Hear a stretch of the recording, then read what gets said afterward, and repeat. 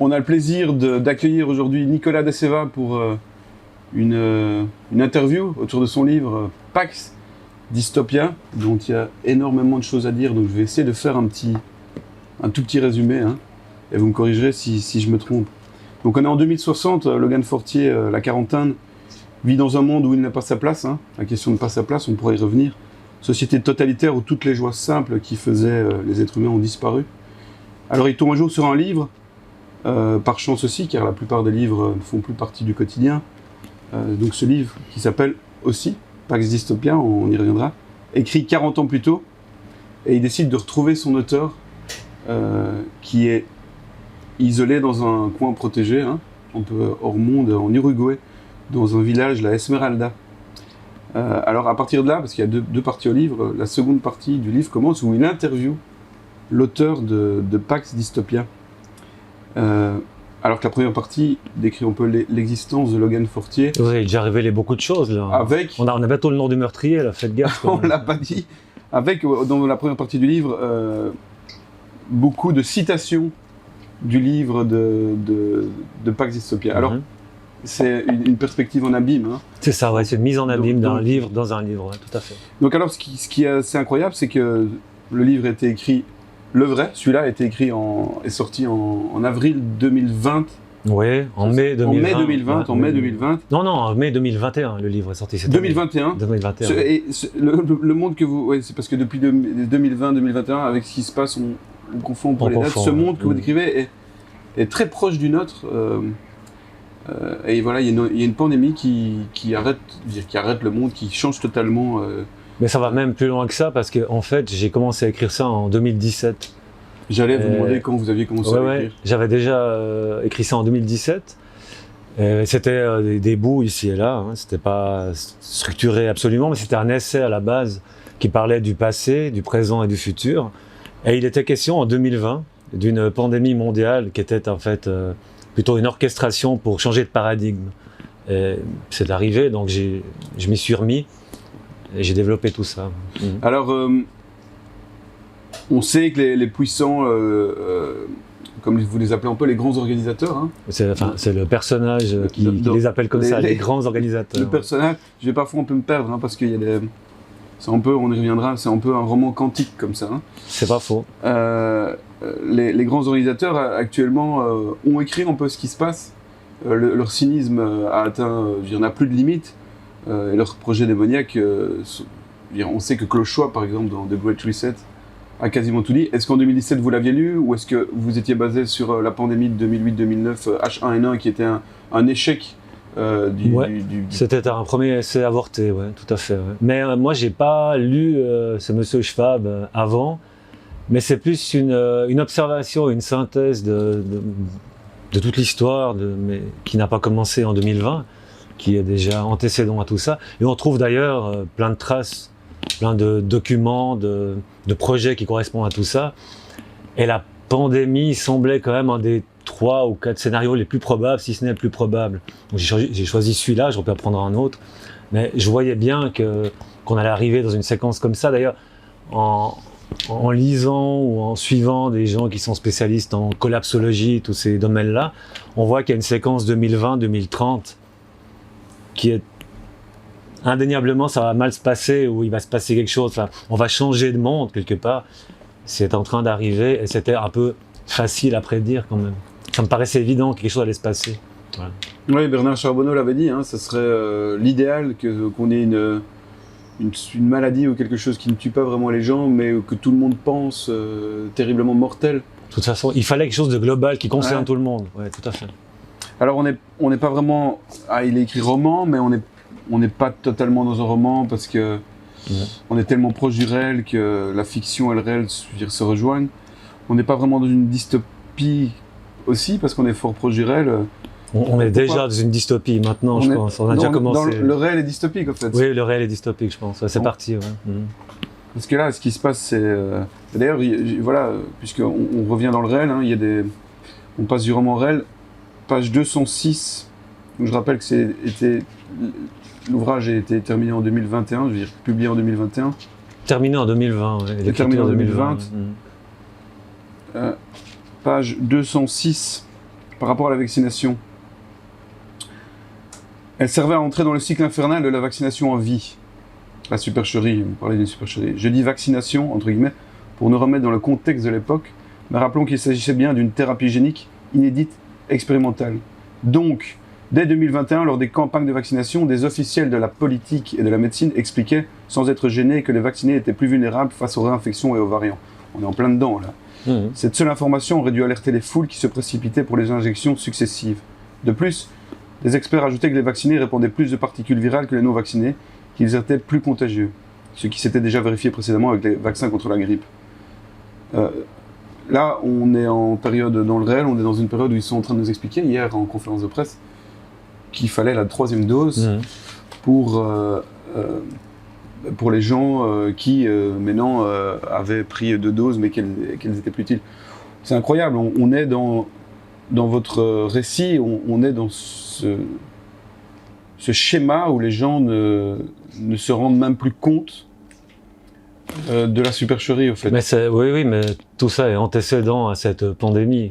Il y a longtemps que c'est comme ça. Les gens ne se rendent pas compte d'où ils vont, déjà même des fois à titre individuel, mais globalement, ils ne se rendent vraiment pas compte de où on va. C'est un peu le gros problème qu'on a en ce moment, qui dépasse les polémiques de base qu'on nous impose, à savoir qui est injecté, qui ne l'est pas, etc. Je pense qu'on devrait plutôt réfléchir à ce qui suit, ce qui est en train d'arriver. Et ça, c'est le gros problème, la gravité de la situation est dans ce qui arrive, pas dans ce qui est déjà fait, même si on aurait dû l'arrêter avant. Mais maintenant, on y est. Mais on devrait penser à ce qui arrive vraiment. Alors, qu'est-ce qui arrive alors, le NAPI? Le NAPI, ouais, bah, mais oui. J'ai dit juste le NAPI, donc en 2060, tout le monde a un nano-personal implant qui nous permet toutes les réalités instantanément. Il est si élaboré que la réalité de nos existences n'est plus la référence. Oui, tout à fait. C'est complètement faussé. Déjà, on peut avoir l'impression maintenant qu'on est déjà dans une illusion. On a déjà basculé dans un monde qui n'est plus une certaine réalité de la nature, par exemple. On est parti dans complètement autre chose. Et il va arriver un moment où on n'aura vraiment plus de référence du tout sur notre originel, sur ce qu'on est réellement. Et c'est en train de se passer. Ouais. Ça commence. Et la technologie et la virtualité ont beaucoup amené ça. C'est pour ça que ça n'a pas commencé en 2020. Il y a tout un schéma qui est en train de se mettre en place. C'est pour ça que, paradoxalement, c'est facile, un peu facile avec des guillemets, de prévoir ce qui va arriver. Parce qu'on le voit, c'est gros. Bien sûr, il y a plein de gens qui ne le verront pas parce qu'ils sont dans d'autres choses ou parce qu'ils imaginent encore que c'est de la science-fiction, alors que la science-fiction, on est en train de la vivre, on est dedans. Et comme les gens ont la mémoire courte, parce qu'on a le consumérisme, le zapping, on passe dans plein de choses très vite, ils devraient se rappeler les séquences qui durent depuis 18 mois. On avait dit ça, non, mais oui, on avait dit ça, non, ça n'arrivera pas.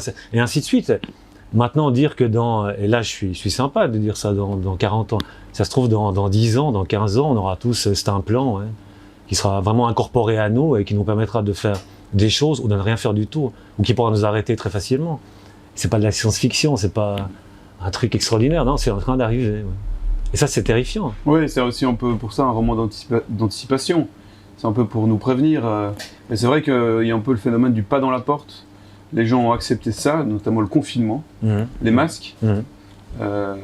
Malgré qu'on leur disait que c'était inutile, les masques notamment dehors, je veux dire, on nage en plein délire.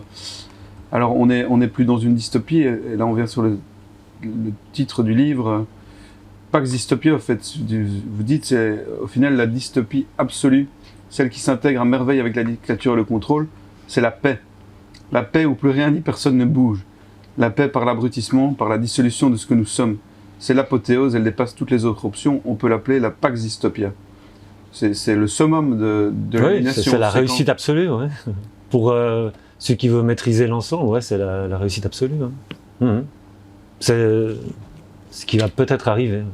C'est pas sûr, mais ça s'annonce comme ça. Pour l'instant, tous les indicateurs annoncent ça. En tout cas, quand on lit le livre, on est balancé entre de l'espoir et du désespoir. Vous appelez la décennie 2020-2030 celle de la déclinie.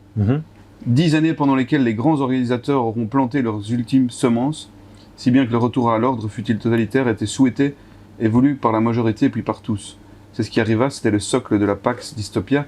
C'est un peu la Boétie, c'est-à-dire on demande à nos maîtres qui nous qui nous sauve en fin de Tout compte. à fait. C'est un grand classique de la manipulation, de semer le chaos, l'incertitude, de taper sur la tête des gens avec plein d'informations, plein de choses différentes. Arrive un moment où ils sont lessivés, épuisés, et ils attendent qu'un rétablissement, aussi terrible soit-il, pour retrouver un semblant de structure. Et ils disent oui. Et même les réseaux sociaux, là-dedans, vous dites à un moment donné qui nous aident, qui nous permettent, heureusement quand même qu'ils sont là, mais en même temps, ils font partie de la déclinie, ils nous accompagnent. On voit la censure d'ailleurs actuellement. Ouais, c'est un des grands problèmes de cette virtualité du réseau social. Effectivement, ça permet le regroupement, ça permet une information qu'on n'avait pas avant, mais en même temps, justement, c'est virtuel. Et ça, c'est très dangereux. Parce que, pour faire court, je tire la prise et puis les gens ne savent plus où ils sont, ils ne savent plus où ils se rencontrent, ils ne savent plus communiquer. Donc ça, c'est aussi un des dangers qui arrivent. Alors oui, d'ailleurs, l'auteur prévoit... je confonds aussi, c'est tellement dans le réel que le lockdown Internet, ça, on en a parlé, ils ont déjà fait des simulations. C'est dans cette conjoncture qu'arrivera le vrai lockdown, ou blackout, on n'y est pas encore. Vous pensez que ça risque de venir Oui, mais c'est la suite du programme. Ce que je veux dire, vous parliez de Monsieur Schwab, Klaus de son prénom tout à l'heure. Quand on suit le forum de Davos, les essais qu'ils font, les répétitions qu'ils font, ils nous annoncent le programme. Quoi. Ouais. Il n'y a rien c'est un agenda, quoi. Ils se mettent en place. Et ça, c'est un peu la suite. Et ça permet beaucoup de choses. Tous ces scénarios ont toujours un point intéressant, c'est que c'est toujours un peu d'une pierre deux cents coups, quoi, parce qu'ils peuvent faire plein de choses avec ça. Il faut vraiment que ça vaille la peine. Par exemple, un lockdown ou des coupures Internet ou même des coupures d'électricité, d'approvisionnement, etc. Ça permet des choses extraordinaires. Ça permet vraiment de bloquer les gens, de les maintenir, de les mettre dans la peur, de les diriger là où on veut et de ramener de nouveau la solution. Et puis ça permet aussi, si on coupe Internet pendant certaines périodes, de purger plein de choses. Et quand on le remet en marche, il y a plein de choses qui ont disparu, mais on ne le verra pas tout de suite. Quoi, certains sites, certains... Plein de choses, des gens même qui n'existeront plus. C'est assez intéressant à faire. Le jour où ils s'interrompirent, donc les réseaux Internet, les autorités présentèrent cette gigantesque déconvenue comme une panne géante, une surchauffe inédite, un mystérieux bug. En vérité, ces arrêts furent volontaires et à répétition, d'abord furtifs pour habituer le citoyen, plus réguliers, plus étendus. On a vu récemment notamment que, alors ils disent que c'est des hackers, mais que le réseau Facebook a été arrêté pendant quelques heures. Ouais, c'est ça. Mais donc c'est dans les plans, quoi. Oui, après l'histoire de Facebook, de nouveau, on peut imaginer qu'il n'y a pas qu'une raison pour laquelle ça s'est arrêté. On peut aussi imaginer que Facebook avait besoin de nettoyer certaines choses. Donc il fallait bloquer un moment pour expurger certaines choses qui ne devaient pas être connues si jamais la justice pouvait s'en mêler. Par exemple, ça peut être une des raisons, mais il n'y a pas qu'une raison. Mais une des raisons aussi, là je pense que c'est plus précis, c'est de faire un test déjà pour voir un peu la réaction des gens, quoi. Les gens, tant qu'on n'ont plus Instagram, n'ont plus WhatsApp, n'ont plus Facebook, quelques heures, qu'est-ce qui se passe un lundi, après-midi, en soirée, voilà, bon, aux États-Unis c'est le matin, mais une journée d'un lundi pour voir déjà un peu comment ça se passe, quelles sont les réactions, qui fait quoi. Ça marche bien, ça marche toujours. Quand on parle qu'ils testent, c'est qui? C'est ces grands organisateurs Oui, je pense qu'il y a des gens qui ont des idées pour l'avenir, et qu'ils ont bien sûr à leur disposition tout ce qu'il faut. Ils ont un système complet, ils ont des dirigeants qui sont à leur botte, etc. etc. Oui, bien sûr. Mais c'est pas... c'est presque évident, je veux dire. D'ailleurs, même des gens qui n'ont pas notion de tout ça, qui ne s'intéressent pas à ça, on entend souvent dire que les gens qu'on voit à la télé ou qui nous dirigent ne sont pas les vrais dirigeants, etc. C'est un vieux truc qu'on entend souvent, mais c'est vrai. Les gens qui sont vraiment derrière, on en voit de temps en temps un peu comme ça, mais en général, c'est pas ceux-là qu'on voit devant, quoi. Alors, on peut lire aussi dans Pax Dystopia ce qui est devenu le credo des mouvements de gauche, hein, les luttes identitaires. On a beaucoup évoqué ça dans Kéros, notamment par rapport à la PMA, à la différence des sexes et tout ça. Et je lis un extrait. Extrait du ghetto, les homosexuels et transgenres, ainsi que toute une ribambelle de caractères dénommés sous une appellation continue commençant par LGBTQ, ZRN, GBVIA+, se retrouvèrent en première ligne. L'inverti était passé du statut de victime à celui de modèle. Le transgenre dans la mutation la plus acceptée et l'enfant en pur produit de la loi du marché. L'homme n'avait toujours pas acquis d'équilibre. Une fois de plus, il avait foncé tête baissée vers sa chute, Du patriarcat le plus borné au bordel le plus généralisé. Cette nouvelle inversion des valeurs permettait de disloquer la collectivité en remplaçant le social par le sociétal et l'intérêt de la majorité par les exigences de représentation moindres. Il en était de même pour nombre d'agents de communauté que l'on mettait en avant à dessein. En tête de gondole, ceux qui revendiquaient le principe d'identité sans fin participaient au fossoyage de cet archétype qui ne devait plus avoir cours, la famille. C'est une des luttes aussi des grands organisateurs, notamment Klaus Schwab, Soros et d'autres, la destruction de la famille. Justement, dans votre roman, le personnage principal, il est fort seul aussi. Il est en même temps à la recherche d'une famille. Comment vous-même vous vivez ça par rapport à ça? Bah, y a deux choses. Le protagoniste du roman, lui, est justement dans ce futur où même famille, ça veut rien dire du tout. Donc il est à la recherche peut-être d'une conception. Il se rappelle de son père, mais il est peut-être à la recherche d'une conception qui n'existe plus, donc c'est très difficile à rétablir. Et puis, à titre plus personnel, je pense que oui, tout est lié. Je pense qu'il y a très peu d'éléments qui sont isolés. Il y a très peu de coïncidences ou de malheureux ou de heureux hasards. Et qu'il faut, c'est ce que je disais tout à l'heure, il faut vraiment que tous les paramètres ensemble soient modifiés pour qu'on arrive à cette quintessence du pire, je vais dire, dans ce qui nous occupe maintenant. Mais la famille, c'est un exemple absolu parce que c'est vraiment un rempart, un pilier incroyable. Et on peut le dénaturer, le casser. Mais ça a commencé il y a longtemps de nouveau. C'est pas nouveau. Je veux dire, ça a commencé avec les femmes au travail, avec l'indépendance des enfants, l'enfant roi, tout ce qu'on veut. L'enfant qui devient une personnalité à lui tout seul depuis tout petit, qui n'a plus besoin de ses parents, qui appartient à l'État, et toutes ces choses-là. Et tout ça a commencé il y a 30, 40 ans déjà. Donc c'est pas tout neuf. La GPA, la PMA, le transgenre et tout ça, c'est arrivé après, mais ce n'est qu'une continuité de tout ça. Pour des minorités, justement. Je veux dire, un enfant de 3-4 ans, j'ai parlé avec une enseignante dernièrement qui m'expliquait qu'ils n'ont plus le droit aux petits de leur dire qu'ils sont un garçon ou une fille. Ils doivent attendre, regarder qu'est-ce qui se décide, etc. Voilà, on commence comme ça. On est complètement à l'envers. On passe toujours de tout à rien, ou de rien à tout, on n'arrive jamais à avoir un équilibre. Je veux dire, à l'époque, les homosexuels, ils étaient bafoués, massacrés, voilà, c'était n'importe quoi. Ils n'avaient pas le droit de vivre. Et aujourd'hui, c'est l'inverse. Aujourd'hui, il y a quelque chose d'institutionnalisé à l'excès. Pourquoi voilà, on n'arrive jamais à être au milieu, quoi. En tout cas, ça arrange bien le pouvoir. Vous parlez dans Pax Dystopia, on parle de lutte horizontale. Hein. Tout à fait. Pour nous isoler, nous individualiser, nous faire oublier ce que nous sommes, ce que nous pouvons faire ensemble. Bref, en privilégiant le diviser pour mieux régner. À l'union fait la force. Nos maîtres nous ont fabriqué des luttes horizontales pour nous occuper. Alors on parlait de trans, toutes les luttes écolo contre climato-sceptiques, vegan contre carnivore. Aujourd'hui, c'est les vax contre les non-vax. Oui. Et d'ailleurs, les luttes horizontales se poursuivent pendant le confinement. Elles doivent faire le bonheur de nos maîtres qui n'en espéraient peut-être pas tant. Exemple, les hystériques du confinement contre ceux qui prennent le risque de sortir et de propager le virus, les gens des villes qui amènent le virus chez les ruraux, ceux qui pensent que c'est foutu contre ceux qui espèrent conserver leurs acquis et revenir à la normale.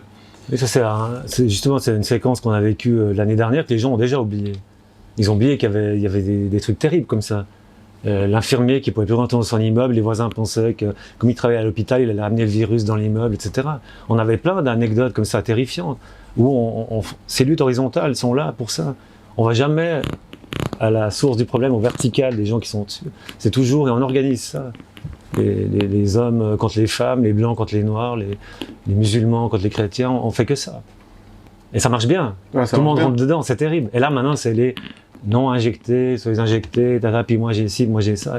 Et ça n'arrête pas. Et on devrait vraiment arrêter ça. On devrait plutôt s'unir pour penser à qui s'occupe de ça, qui veut ça. C'est ça le vrai problème. C'est un gros problème, oui.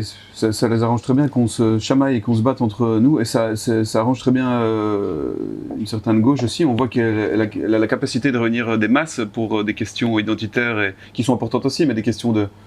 par exemple, récemment, c'était un barman qui violait des filles sous drogue. Là, il y a des centaines de personnes qui viennent. Tant mieux, d'ailleurs. Oui, tant mieux, d'ailleurs. Il faut réfléchir aussi comment ça se passe quand il y a les femmes devant, les transgenres au milieu et les hommes derrière. On a l'impression qu'il y a une inversion de la hiérarchie et qu'il recommence une forme de domination Inversé. inversée. Inversée. Ouais, c'est le même principe pour le climat. le climat. Je veux dire, c'est assez incroyable, comme les jeunes, en l'occurrence, qui sont quand même, à mon avis, très instrumentalisés par ce sujet, ne se rendent pas compte qu'ils ont la voie royale. Le prof leur donne congé pour aller manifester, la police est là, les rues sont dégagées, ils peuvent arriver, ils sont là pour ça. Alors que des mêmes gens qui iraient manifester contre au hasard un pass sanitaire n'auraient pas toutes ces facilités-là et puis ne seraient pas encouragés. Et les profs vont pas dire aux élèves, si vous êtes contre le pass sanitaire, aujourd'hui on vous donne congé. Ça aussi, les jeunes devraient se poser la question. Ils ont des facilités de manifester, de revendiquer des choses et d'autres pas du tout. Après, la jeunesse face au pass sanitaire, c'est encore un autre sujet, parce que c'est une génération qui est très différente des précédentes. C'est pour ça qu'il y a moins de réactions. Oui, d'ailleurs, sur les climatiques, on est tout à fait d'accord avec ça. Vous dites, armés de leurs panneaux et d'actions, coup de poing avec la jeunesse en première ligne, endoctrinée dans l'affaire en idiote utile. Elle avait soudainement une capacité de vision à long terme, alors que pour des corpus autrement plus urgents, économiques, sanitaires ou sécuritaires, elle ne se rendait compte de rien, ou presque. Naïve et énergique, elle était en vérité le héros des messies du mondialisme.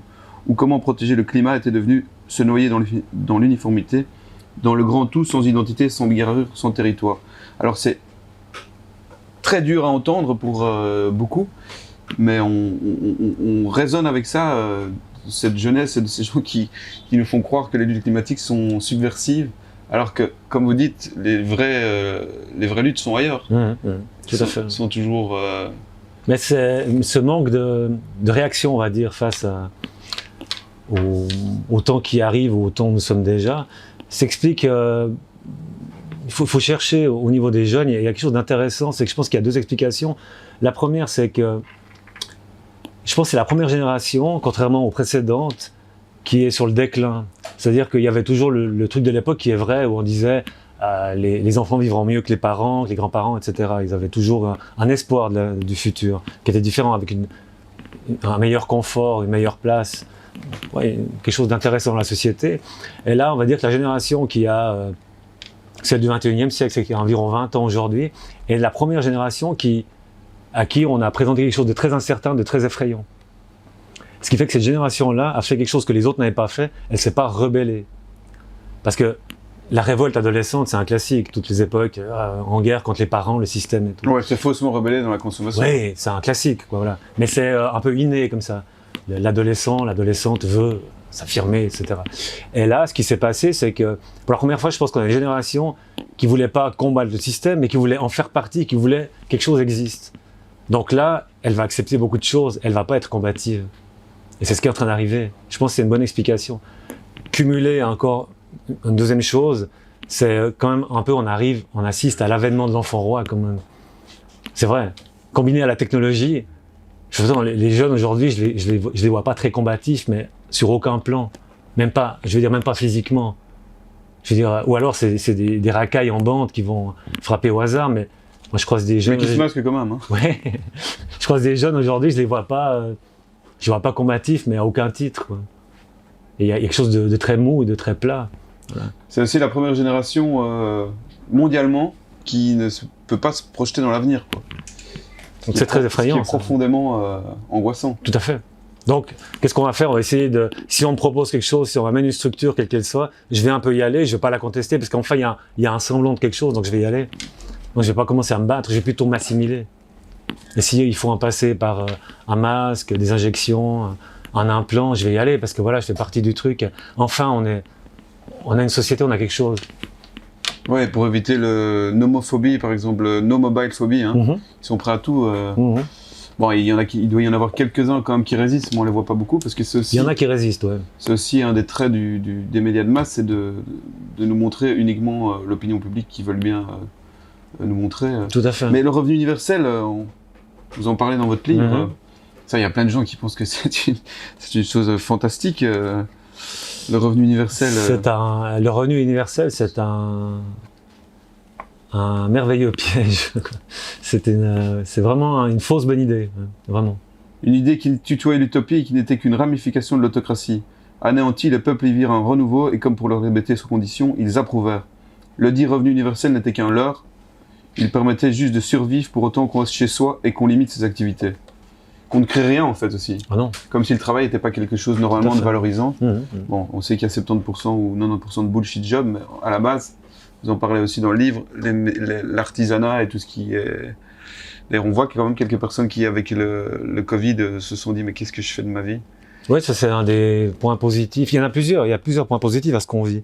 Et ça, c'en est un. Ouais. Il n'y a pas que des choses négatives, il y a des choses très intéressantes qui sont en train de se passer aussi. Bon, à regarder les gens, on pourrait croire qu'il n'y a rien là. Que tout va bien. Ça c'est fascinant. Ouais. Ça c'est assez impressionnant. Moi je me retrouve assis à des tablés avec des gens en privé ou avec plus de public. Et effectivement, des fois c'est effrayant, des fois c'est amusant, mais dans tous les cas c'est fascinant. Parce qu'on a vraiment l'impression que tout va bien. D'ailleurs il y a une phrase que j'ai entendue pas mal ces derniers temps qui est très amusante, c'était quand il y avait le Covid. Ça c'est intéressant, ça veut dire déjà ils pensent que c'est fini, par rapport au narratif, il me semble que c'est pas fini, si j'en crois ce qu'on nous dit. Et puis, c'est derrière maintenant, c'est bon. Et qu'est-ce qui nous occupe, c'est le prochain concert, les prochaines vacances, le prochain week-end et tout. Oui, il y en a encore qui pensent, et ça, vous en parlez beaucoup dans le livre, il y en a encore beaucoup qui pensent qu'on va revenir au monde d'avant. Et voilà, ce qui est intéressant, c'est que là on est en 2060 et le monde d'avant n'aura jamais lieu. Et ça, ceux qui sont un peu lucides s'en rendent compte maintenant que le monde d'avant, maintenant il y aura plus ou moins deux voies. Ou bien on va vers le techno-totalitarisme, ou bien... Et là, il y a quand même un hors-monde, puisque Logan Fortier va en Uruguay. Mm-hmm. Et en lisant ça, je me disais, mais est-ce qu'il existe encore des hors-mondes maintenant? C'est ce que c'est pas là dire des hors-mondes, est-ce qu'il y a encore des zones protégées? Je pense que oui, parce qu'il faut faire très attention à pas être fermé sur l'endroit où on est. Moi, je suis suisse, mais je vis en Belgique. Et par exemple, je vais régulièrement en Suisse ou en France. Alors, c'est très voisin. La Belgique, la Suisse, la France, c'est pas non plus le bout du monde. Et c'est très très intéressant les différences. C'est très marqué. Donc déjà, il faut sortir du contexte où on est et regarder ce qui se passe ailleurs. Et si on ne le fait pas, on a l'impression que ce qui se passe ici, c'est comme ça dans le monde entier. Ouais. Pas du tout. Donc, il y a des pays, le Covid, la pandémie, c'est... Ah bon? Voilà. En Afrique notamment? Ouais, notamment. Et il y a même des endroits dans les très très grands pays, en Russie ou au Canada, même si le Canada a une très grosse répression, où les mesures sanitaires, la pandémie, le basculement... Mmh. Bah, ils ont voulu qu'on ait l'impression... Tout à fait. Et ça me fait penser justement à une interview qui a eu lieu hier avec une médecin généraliste française qui disait dans nos cours, et on va développer ça chez Kairos, dans nos cours, on nous disait ne tenez surtout pas compte pour comprendre comment une maladie se développe ou combien de nombre de malades il y a dans la société, ne tenez pas compte de ce que vous voyez en hôpital. Parce que ce que vous voyez en hôpital, c'est faussé. Si par exemple le médecin généraliste voit une personne qui va aux soins intensifs pour insuffisance cardiaque, l'autre médecin généraliste va en avoir 1 aussi sur 1000, l'autre 1 sur 1000. Vous comprenez donc? Mais à l'hôpital, ils vont tous s'y retrouver. Ah oui. Et donc on leur disait surtout, pourtant on a fait complètement le contraire là, on est en train de nous faire croire que tout est débordé, qu'il n'y a que des malades du Covid partout, alors que quand on s'arrête, on voit que c'est pas le cas. Dans ce livre, on voit que le Covid n'est qu'un prétexte. Tout à fait. Ce qu'il faut voir, c'est que dans le livre, le Covid, la pandémie, ou la crise, on va dire, qu'on est en train de vivre, j'ai juste une séquence. Il y a beaucoup de choses dans ce livre qui ne parlent... Il n'y a pas que la pandémie, mais je pense que c'est fidèle à la réalité, parce qu'en réalité, dans la réalité que nous vivons, cette pandémie n'est vraiment qu'une séquence, n'est qu'une petite partie du programme. À mon avis. Alors c'est un roman quantique, on peut... Complètement. Vous m'expliquerez, vous êtes... Le personnage principal est Logan Fortier, il est né à ce que dans ces périodes que vous appelez croiser des mondes, mais en même temps Logan Fortier est un peu Oswald Kadini, 40 ans plus tard, il le dit d'ailleurs à un moment donné, qui est interrogé par Logan Fortier, on dirait deux personnes qui s'interrogent, les mêmes personnes qui s'interrogent à 40 ans d'intervalle, on peut... la date officielle de la sortie des deux romans est la même. Mm-hmm. Non, vous nous menez dans les labyrinthes. Mai 2021 pour le vrai livre, mai 2021 pour le livre dans le livre, qui est aussi l'année de naissance de Logan Fortier. Mm-hmm. On appelle ça des synchronicités. Voilà. Mm-hmm. on voit que quand il parle des conséquences de l'authenticité, quand on est entouré de gens inconscients, c'est aussi un peu votre vécu. Vous-même. Oui, j'ai pas mal de similarités avec les deux personnages. Ouais. Pas tout, mais j'ai des similarités, forcément. C'est ça la synchronicité. C'est quoi la synchronicité? On avait interviewé Philippe Bobola qui nous en parlait, le fait que le futur est en même temps dans le présent, que tout à fait, ouais. On a pensé le temps de manière linéaire, passé, présent, futur. Ce qui arrange très bien le système capitaliste qui est toujours aujourd'hui est moins bien qu'hier et mieux que demain. Non mais là c'est le temps c'est la clé, je pense que c'est, si ce n'est la clé, c'est une des 3-4 clés de tout, quoi. Et c'est d'ailleurs pour ça, c'est intéressant parce que c'est le point faible finalement des grands organisateurs pour le livre, c'est le temps. Et c'est là qu'ils font des erreurs, c'est intéressant. Ils veulent aller trop vite et ça se voit. Et c'est là qu'ils font des erreurs. Et je pense qu'ils vont trop vite par rapport au futur, effectivement. Et c'est pour ça qu'ils vont. C'est une touche d'espoir. Ah, mais contrairement à ce qu'on pourrait croire, et c'est aussi l'idée du livre, c'est pour avoir l'espoir, il faut aller dans le fond d'abord. Et le livre fait vraiment ça. On va vraiment dans le sombre, faut comprendre ce qui se passe, et après on va vers l'espoir. Et dans ce qui nous arrive, il y a beaucoup d'espoir.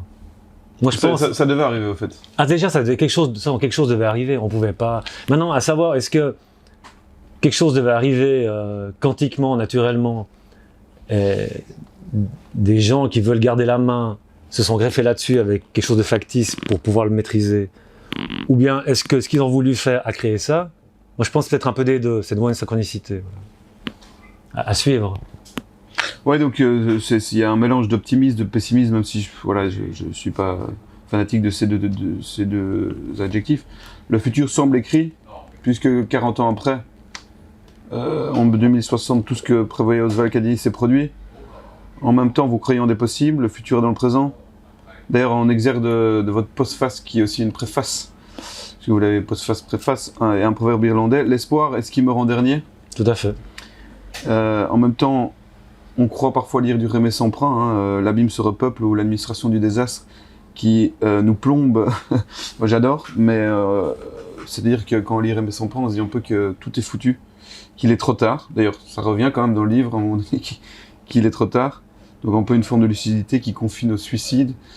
Et vous parlez aussi des inespérances mises en perspective.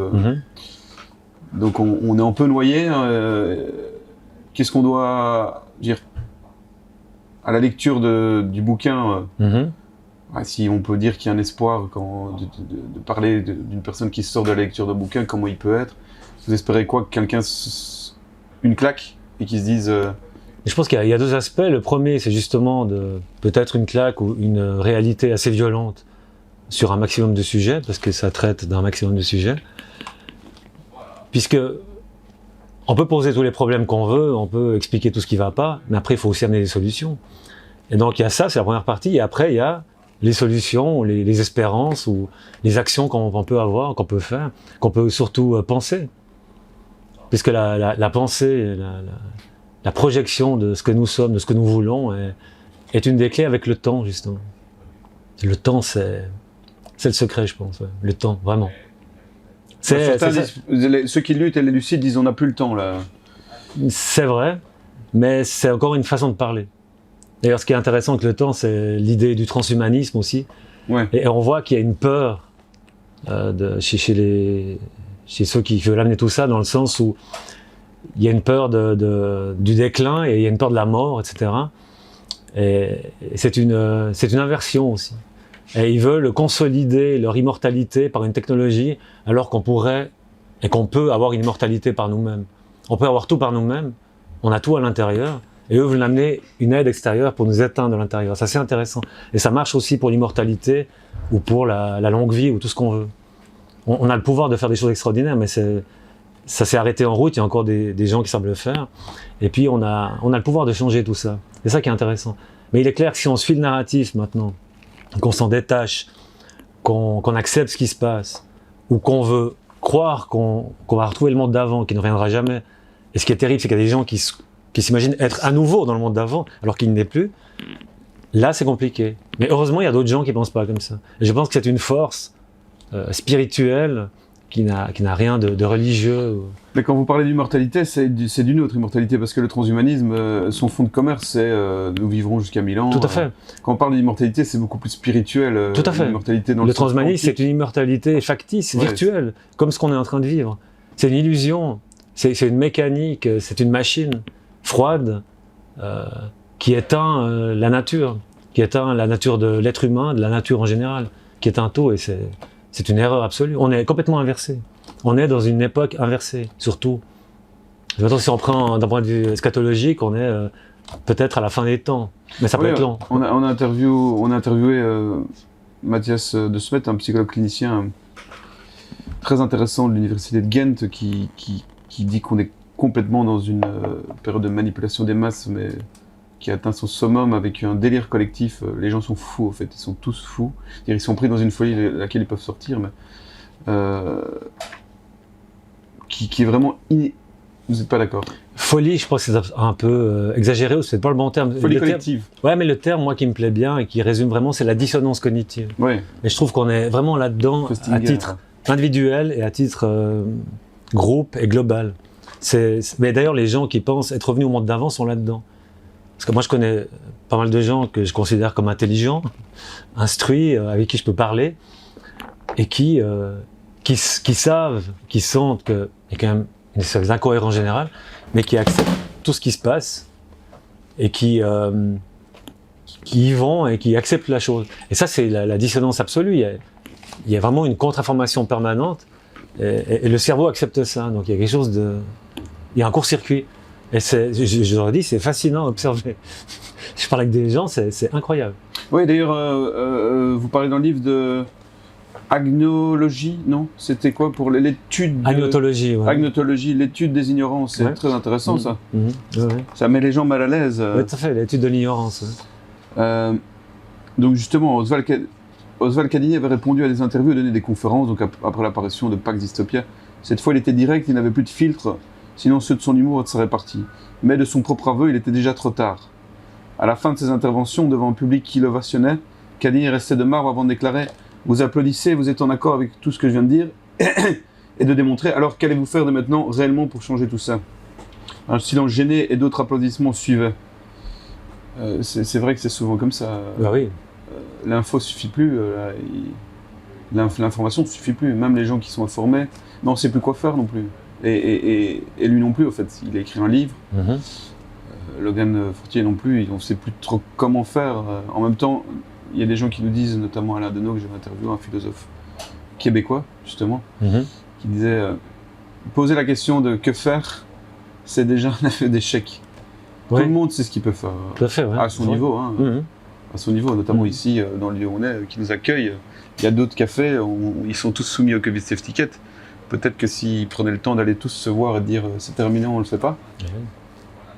Dire s'ils sont debout, c'est parce qu'on est à genoux, quoi. L'union fait la force. L'union fait la force. C'est classique, oui, bien sûr. Slogan repris par les gouvernements. Oui, tout à fait. Est-ce que vous vous considérez comme un écrivain visionnaire? Peut-être. Pour l'instant, oui, mais je ne demande qu'à me tromper. Oui, parfois on a l'impression d'être dans un mauvais rêve ou un cauchemar.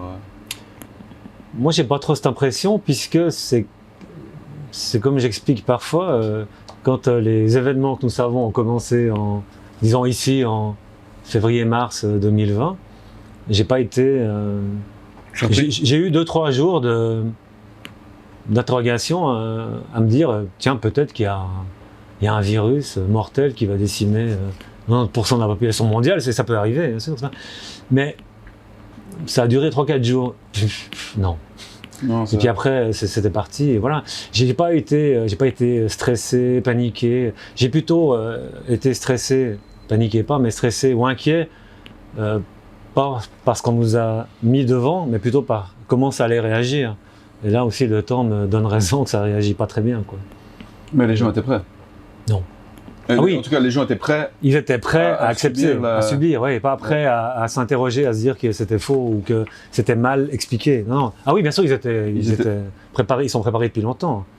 Ça fait plusieurs décennies que c'est préparé, bien sûr. Ils étaient prêts à subir On en peut parler avant, donc maintenant je sais plus, je ne pense pas l'avoir lu face caméra, mais pucé, contrôlé, effacé, l'homme n'avait plus conscience de son crépuscule.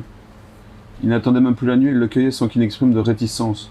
Complice de son linceul, seul à l'inaction, gavé aux illusions ductiles, il n'attendait rien, il moisissait, ni ravi ni outré de son sort. C'est pire que l'aliénation, ça. C'est ça, c'est aussi le futur que je décris. Oui, tout à fait. Qu'on est aliéné. Tout à fait. D'ailleurs, il y a déjà des gens qui sont malheureusement un peu comme ça maintenant, mais le futur que je décris, c'est ça qui est terrifiant. C'est ce moment où il n'y a plus rien. Il n'y a pas une impression de j'ai gagné ou j'ai perdu quelque chose, ben j'aimerais retrouver ça, ou j'aimerais faire ceci. Il n'y a plus rien. On est. Voilà.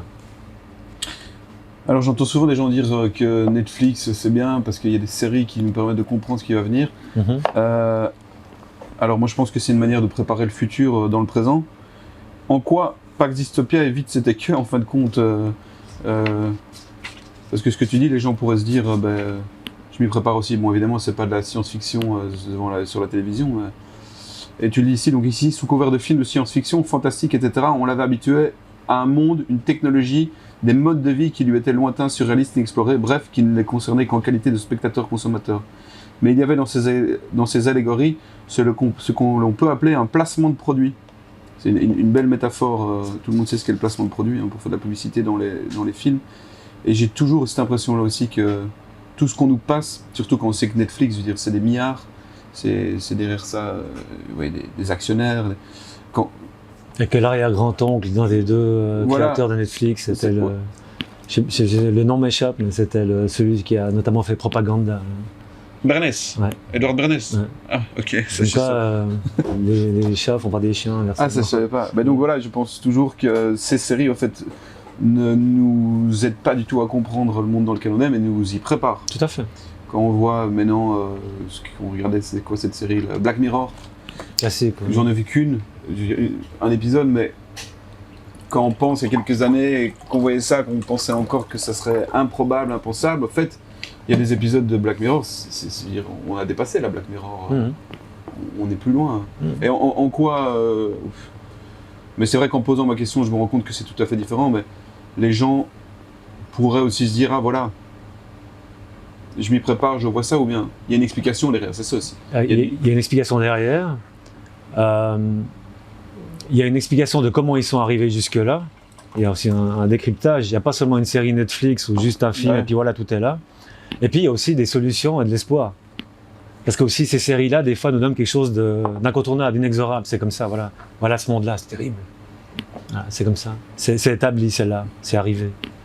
Ouais, on en sort dépité d'ailleurs. Quand on voit des trucs comme ça, si on n'a pas de... Non, puis il y a quelque chose de... C'est contradictoire aussi, on en sort dépité, mais en même temps, ce n'est qu'un film, ce n'est qu'une série, ça va. Ouais. Voilà. Ouais. Alors on peut parler de totalitarisme, quand même, l'époque où on est, mais où est Logan aussi, qui est le système, disons, le plus pervers, puisque quand on est pris dedans, pour la plupart, on s'en rend pas compte. Et pour ceux qui s'en rendent compte, on a l'impression on a envie de réveiller certaines personnes. Par exemple, dans les spectacles des gouvernements, des conférences de presse, ça c'est peut-être un sujet qui est moins abordé, mais ceux qui nous dirigent, qui à mon avis ne sont pas encore les gros organisateurs, c'est pas ça que je pense pas, je voulais dire, mais les marionnettes, disons, qui ont des psychismes différents. À mon avis, il y a des cas typiques, mais à un moment donné, on se dit, mais en tout cas, moi je me dis ça en conférence de presse où j'étais encore hier, je me dis, mais on a envie de sonner une cloche, la fin de la récréation. Dans les 40 années là, qui passent à partir de 2020, la fin de la récréation, vous en parlez pas, mais est-ce qu'à un moment donné... Quelle est la question ? Qu'est-ce qui se passe ? Oui, quelle est la question ? Mais... au gouvernement ? Ouais, ces gens qui nous dirigent, qui nous dirigent, c'est ça, qui nous font aller vers des... qu'est-ce qu'ils deviennent ? Qu'est-ce qu'ils sont en 2060 ? Parce que vous en parlez pas. Je pense qu'ils sont un peu... certains ont imaginé qu'ils avaient une place de choix, mais je pense qu'ils vont être déçus, mais ce sera trop tard pour eux. Et peut-être que certains auront droit à un petit trône, je ne sais pas. Certains vont être sacrifiés, certains disent ça que... Ah oui, sans problème, je suis assez sûr de ça. Les politiciens actuels sont en fait sacrifiés par les grands organisateurs. Oui, bien sûr. Mais que ce soit même dans les les luttes politiques, les campagnes électorales, ces choses-là, il y a des gens qui sont pourtant bien positionnés, qui sont sacrifiés avec une affaire, un dossier, et puis c'est bon. Ils sont interchangeables aussi. Même s'ils ont quand même des points communs assez inquiétants, des profils psychologiques où on les retrouve un peu. On voit qu'il y a une distance. On va peut-être pas aller jusque-là, mais disons qu'il y a un gros manque d'empathie. Il y a quelque chose de. Ils sont inaccessibles. Ouais, et il y a quelque chose des fois qui est assez effrayant dans le regard, dans la façon de se tenir. François Macron. Alors Macron est un bon exemple, mais en Suisse, on a Trudeau aussi est un bon exemple. Tout à fait. Le ministre de la Santé, qui est également président de la Confédération pour l'année, qui est un type qui a l'air bien sympathique, mais il faut suivre son regard, il est très inquiétant. Et il y a toujours une espèce de voile, que ce soit un Macron, ce gars-là, ou un Trudeau, enfin tous ces gens-là, et je pense qu'aussi ils peuvent être sacrifiés, mais ils n'ont pas été choisis au hasard, ou ils n'ont pas été dirigés et construits non plus pour rien, quoi. Voilà. Alors, pour aller vers la fin de cet entretien, la première partie du livre est émaillée de citations de Pax Dystopia, du livre dans le livre. Mm-hmm. Alors, je ne vais pas lire tout le passage, qui et que sommes-nous devenus? Je vais lire quelques extraits. Sommes-nous juste bons à attendre sagement les instructions de nos gouvernements, à espérer qu'ils nous sauvent, qu'ils nous indiquent la direction à prendre, à dénoncer nos voisins qui font un barbecue avec des amis, à en venir aux mains pour obtenir des rouleaux de papier toilette? Ça, c'est aussi quelque chose qui était oublié, mais c'était au début de la pandémie. À se révolter sur les réseaux sociaux avec parfois des formules et des coups de gueule efficaces, mais qui dans la réalité verraient très peu de gens les revendiquer, les suivre et les appliquer. À créer des formules, des montages, des images, des dessins sur nos conditions de confinés. À faire des numéros plus ou moins réussis depuis chez nous pour distraire les enfants, amuser la galerie et se croire exister. Je ne sais pas si vous parlez aussi à applaudir, c'était fantastique cet épisode d'applaudir les soignants, alors que maintenant on les oblige à se faire vacciner. À applaudir, oui, à applaudir le personnel hospitalier comme si on venait de découvrir leur existence et leur utilité avec l'approbation de nos gouvernements. À écouter et regarder des émissions de radio et de télévision encore plus avilissantes qu'à l'accoutumée, nous expliquer le bien fondé de ce que nous vivons, répondre à nos questions, nous distraire et nous réconforter. À conserver et sceller définitivement notre statut de mouton servile et lobotomisé. C'est pas très gentil pour les moutons, ça presque. C'est vrai, les moutons ont plus de réflexions là-dessus que nous, dans ces situations-là. Si nous pensons que nous sommes bons à ça et juste à ça, alors nous méritons largement ce qui nous arrive et surtout ce qui va nous arriver. C'est vrai. Si on reste là-dedans et qu'on est d'accord avec ça, alors autant y aller tout de suite, quoi. Pour moi, c'est ça. Moi, je pense pas comme ça, mais si c'est l'idée, alors il faut rien faire. Alors, il faut dire oui à tout. Allons à l'abattoir. Exactement. Ouais. C'est pas mon cas, mais je n'irai pas à l'abattoir. Enfin, pas sans réagir. En tout cas, Nicolas Deceva, merci pour cette entrevue. On invite ceux qui nous suivent à se procurer le livre. Oui, alors pour se procurer le livre, vous mettrez peut-être le lien, il y a un site, le lien. Mais c'est assez facile en fait, il suffit de taper Pax Dystopia sur un moteur de recherche, pas forcément GG votre ami, parce qu'il y en a plein qui sont très bien. Voilà, il y a des moteurs de recherche qui vont très bien aussi, et dès que vous tapez Pax Dystopia, vous arrivez sur la page, vous pouvez le commander, mais on mettra le lien, il n'y a pas de problème. Merci Nicolas. Merci à vous.